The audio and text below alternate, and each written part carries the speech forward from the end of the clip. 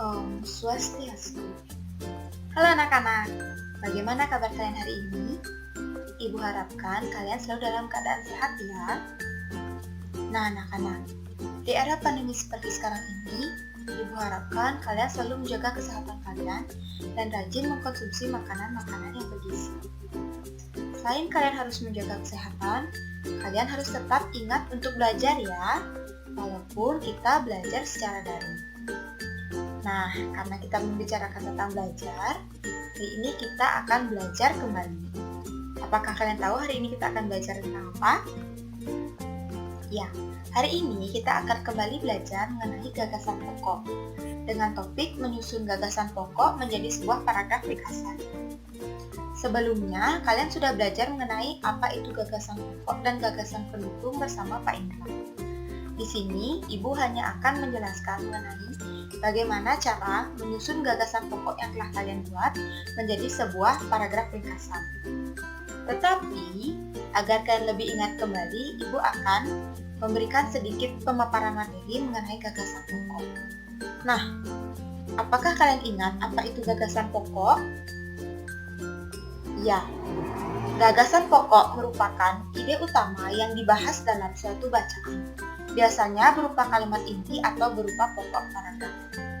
Nah anak-anak, perlu kalian ketahui bahwa gagasan pokok dapat berada di awal paragraf, tengah paragraf, ataupun akhir paragraf.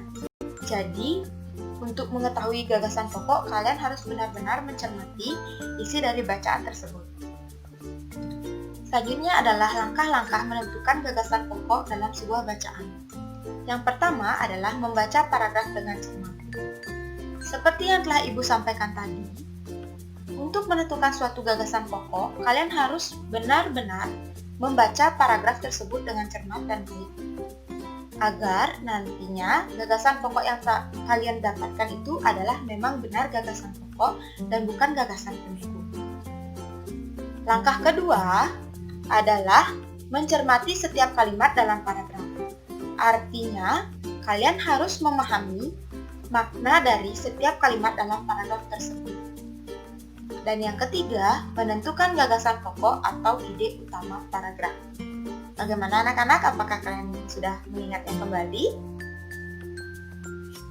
Nah, karena kalian sudah mengingat kembali, di sini kita akan berlatih untuk menentukan gagasan pokok dari suatu bacaan. Nah, di sini Ibu memiliki sebuah teks bacaan, judulnya adalah Tertib Lalu Lintas.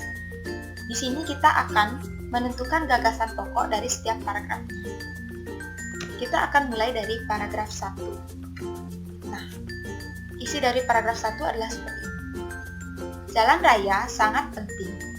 Hampir semua orang menggunakan jalan untuk bepergian. Orang hendak pergi ke kantor melewati jalan raya. Orang hendak berangkat ke sekolah melewati jalan raya. Pedagang hendak ke pasar juga melewati jalan raya. Bahkan, kendaraan umum juga melewati jalan raya. Nah, anak-anak, dari paragraf tersebut, apakah kalian bisa menentukan ide pokoknya? Ya, ide pokoknya adalah jalan raya sangat penting. Bagaimana? Apakah kalian benar atau salah? Oke, kita lanjutkan ke paragraf kedua. Isi paragraf kedua adalah seperti ini. Ketertiban di jalan raya kurang terjaga. Banyak orang yang melanggar rambu lalu lintas. Banyak orang yang melanggar marka jalan. Lampu kuning yang berarti jalan hati-hati justru digunakan untuk ngebut agar tidak terkena lampu merah. Bahkan, banyak orang yang berani menjalankan kendaraan ketika lampu merah. Nah, anak-anak, untuk paragraf kedua, ayo coba tentukan gagasan pokoknya. Oke, kita buka gagasan pokoknya ya. Jadi gagasan pokok paragraf kedua adalah ketertiban di jalan raya kurang terjaga. Mengapa itu? Karena, mari kita lihat, ketertiban di jalan raya kurang terjaga. Mengapa dikatakan kurang terjaga? Karena banyak orang yang melanggar rambu lalu lintas. Banyak orang yang melanggar marka jalan. Lampu kuning yang berarti jalan hati-hati justru digunakan untuk ngebut. Nah, dari sana sudah dapat kita ketahui bahwa gagasan pokoknya terdapat pada kalimat utama. Dan kalimat berikutnya tersebut merupakan penjelasan dari gagasan pokok tadi. Bagaimana anak-anak? Apakah kalian benar atau salah? Baik, kita lanjutkan ke paragraf ketiga. Isi dari paragraf 3 adalah kurangnya ketertiban di jalan raya sangat merugikan masyarakat. Jalan menjadi macet, waktu jadi banyak terbuang, belum lagi banyak kecelakaan yang terjadi akibat tidak tertibnya berlalu lintas. Nah, paragraf ketiga, coba kalian tentukan gagasan pokoknya. Apa gagasan pokoknya? Sudah? Oke, kita lihat ya. Gagasan pokok paragraf ketiga adalah kurangnya ketertiban di jalan raya sangat merugikan masyarakat. Ayo, siapa yang benar dan siapa yang salah? Bagaimana? Sampai paragraf 3, apakah kalian sudah paham? Oke, kita lanjutkan ke paragraf keempat. Isi dari paragraf 4 adalah ketertiban lalu lintas di jalan raya harus ditegakkan. Semua itu demi kepentingan masyarakat juga. Pihak kepolisian harus bertindak tegas terhadap pelanggaran lalu lintas. Masyarakat harus menyadari pentingnya tertib lalu lintas.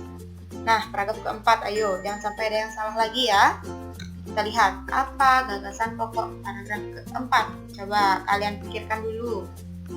Baru setelah itu, Ibu perlihatkan jawabannya. Bagaimana anak-anak? Sudah? Oke, Ibu perlihatkan ya. Gagasan pokok paragraf keempat, ketertiban lalu lintas di jalan raya harus ditegakkan. Siapa yang benar? Oke, kita lanjutkan ke paragraf ke-5 atau paragraf terakhir. Isi dari paragraf 5 adalah banyak sekali manfaat yang dapat diperoleh dengan tertib berlalu lintas. Ketertiban akan mengurangi kemacetan. Jika kemacetan berkurang, maka waktu yang kita gunakan untuk melakukan perjalanan menuju suatu tempat juga akan lebih singkat. Kegiatan yang akan kita lakukan juga akan lebih lancar.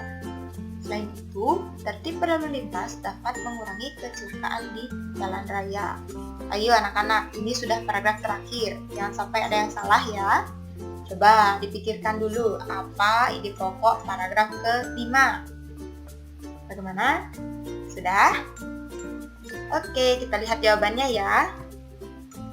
Gagasan pokok paragraf ke-5 adalah banyak sekali manfaat yang diperoleh dengan tertib berlalu lintas. Nah, anak-anak, dari kelima paragraf tadi, berapa paragraf kalian benar? Ayo.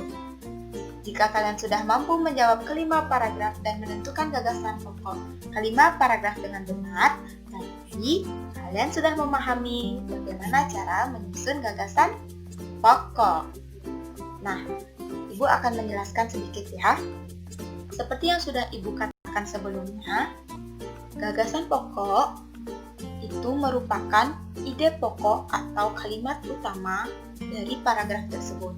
Contoh, pada paragraf kelima ini, banyak sekali manfaat yang dapat diperoleh dengan tertib berlalu lintas. Mengapa dikatakan banyak sekali manfaatnya? Karena ketertiban akan mengurangi kemacetan. Jika kemacetan berkurang, maka waktu yang kita gunakan untuk melakukan perjalanan menuju suatu tempat juga akan lebih singkat. Kemudian, kegiatan yang akan kita lakukan juga akan lebih lancar. Jadi, gagasan pokok ini merupakan ide utama atau ide pokok dari kalimat berikutnya. Dan kalimat berikutnya ini merupakan penjabaran atau penjelasan dari kalimat utama tadi. Nah, anak-anak, bagaimana? Sudah paham? Nah, Ibu harapkan kalian sudah paham ya. Selanjutnya kita akan melanjutkan dengan menyusun ringkasan dari gagasan pokok yang telah dibuat tadi. Kita lihat kembali gagasan pokok dari setiap paragraf. Paragraf pertama, jalan raya sangat penting. Paragraf kedua, ketertiban di jalan raya kurang terjaga. Paragraf ketiga, kurangnya ketertiban di jalan raya sangat merugikan masyarakat. paragraf keempat, ketertiban lalu lintas di jalan raya harus ditegakkan. Dan paragraf kelima, banyak sekali manfaat yang diperoleh dengan tertib lalu lintas. Nah anak-anak, dari list gagasan pokok ini kalian dapat menyusun sebuah ringkasan. Jadi, ketika kalian menyusun ringkasan akan lebih mudah. Lalu, dari semua gagasan pokok ini, bagaimana ringkasannya? Apakah kalian sudah ada bayangan? Ya, ringkasannya menjadi seperti ini ya anak-anak. Kalian perhatikan. Adanya jalan raya sangat penting bagi kehidupan masyarakat. Nah, penggalan kalimat ini merupakan hasil dari gagasan pokok paragraf ke-1, benar. Yang kedua, namun nyatanya ketertiban di jalan raya masih kurang terjaga, seperti masih banyak pengguna kendaraan yang ngebut di jalan. Nah, ini merupakan pengembangan dari paragraf ke-2, benar, pengembangan gagasan pokok paragraf kedua. Nah, selanjutnya, hal ini sangat merugikan masyarakat sehingga perlu rasanya untuk menegakkan ketertiban lalu lintas. Ya, dari sini, hal ini sangat merugikan masyarakat. Sampai masyarakat ini merupakan hasil dari gagasan pokok paragraf ke-3. Dan selanjutnya, perlu rasanya untuk menegakkan ketertiban lalu lintas. Berasal dari gagasan pokok paragraf ke-4 dan yang terakhir, karena banyak sekali manfaat yang dapat diambil saat kita tertib berlalu lintas.